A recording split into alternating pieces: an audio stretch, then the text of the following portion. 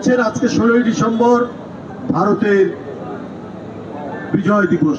আপনি মিথ্যা কথা বলছেন। বিএনপির সিনিয়র যুগ্ম মহাসচিব অ্যাডভোকেট রুহুল কবির রিজভী বলেছেন, বাংলাদেশ নিয়ে ভারতের প্রধানমন্ত্রী নরেন্দ্র মোদীর বক্তব্য বাংলাদেশের মুক্তিযুদ্ধ ও মুক্তিযোদ্ধাদের অবমাননার শামিল।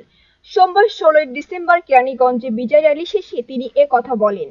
বাংলাদেশের স্বাধীনতা যুদ্ধে বিজয় দিবসকে 1971 সালে ভারতের ঐতিহাসিক বিজয় বর্ণনা করে ভারতের প্রধানমন্ত্রী নরেন্দ্র মোদী একটি স্ট্যাটাসে লিখেছেন, আজকের এই বিজয় দিবসে সেই সব নির্ভীক সেনাদের সাহস ও আত্মত্যাগকে আমরা সম্মান জানাই যারা 1971 সালে ভারতের ঐতিহাসিক বিজয়ে অবদান রেখেছিল।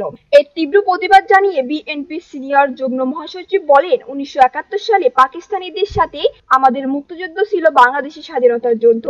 30 লাখ শহীদের রক্তের বিনিময়ে ও 2 লাখ মা বোনেদের ইজ্জতের বিনিময়ে আমরা একটি স্বাধীন দেশ পেয়েছি।